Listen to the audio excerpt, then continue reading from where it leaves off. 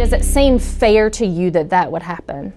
That white children and black children couldn't go to the same school? Does that seem fair? No. These public school kindergartners in Nashville are learning about the civil rights movement, a time when skin color determined where students in the South could attend school.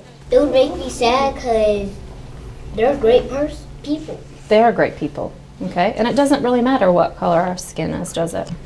Doesn't matter how they act. No, it doesn't.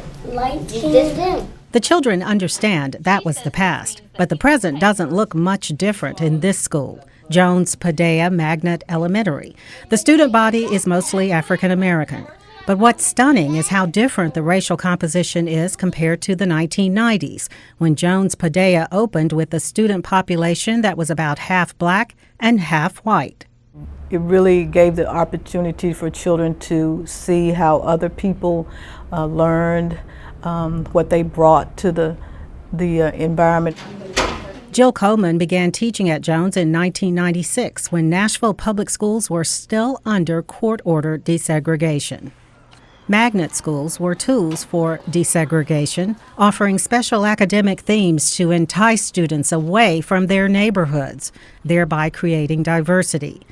It worked. Jones was one of several Nashville magnet schools that had such demand.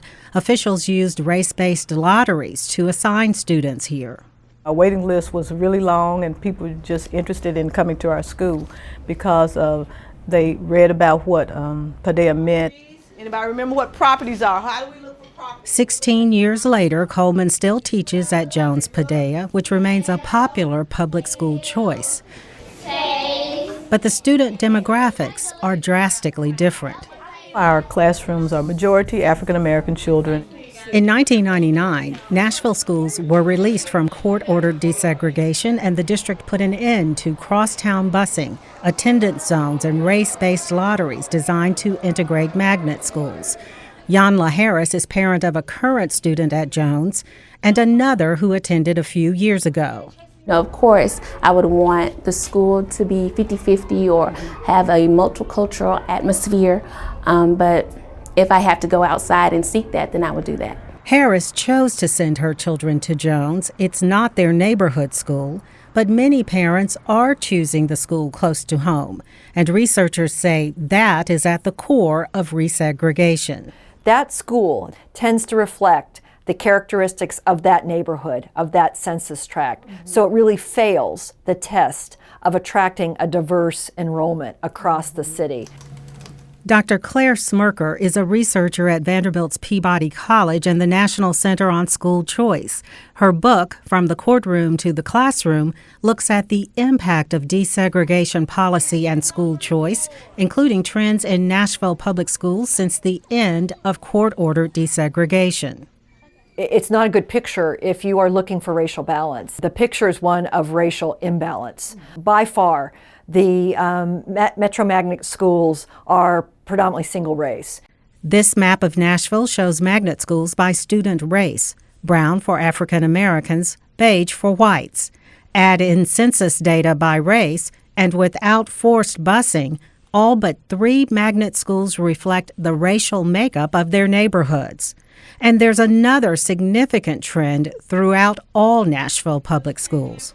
So the demographics have shifted. African American enrollment has stayed steady, but white enrollment has really dropped by some 10 to 12 percentage points, while Hispanic enrollment has increased. So what I think any school district wants to do is try to stem that outflow and try to increase the proportion of non-poor children.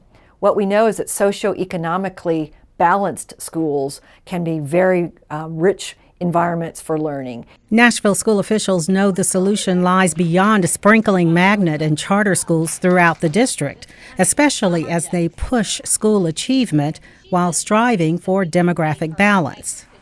What we've got to do is look at both of those factors. High-quality schools that are diverse, and we need to develop what choice ways that promote that. Director of Schools Dr. Jesse Register started an ambitious reform plan in 2009 that brought drastic changes in school structure and leadership, especially in high schools. The district also offers an increasing array of school choices. supported by creative transportation lines to help students go outside their neighborhood schools. The next step is a recently announced diversity plan to fit an urban district growing by more than 1,500 students each year with no majority race and a third of the state's English language learners. We're a growing school system. We have to build new schools, being very thoughtful about where we locate new schools, how we provide service there, how we locate a school so that it doesn't create a single race school somewhere else, or so that it's not a single race school. It has to do with program, quality of program. It has to do with many other decisions that we make. Smirkar's research backs that up. She says parents often rank quality, convenience, and safety over diversity in choosing a school. Even those like Yanla Harris, who admits she benefited from attending schools under mandatory desegregation.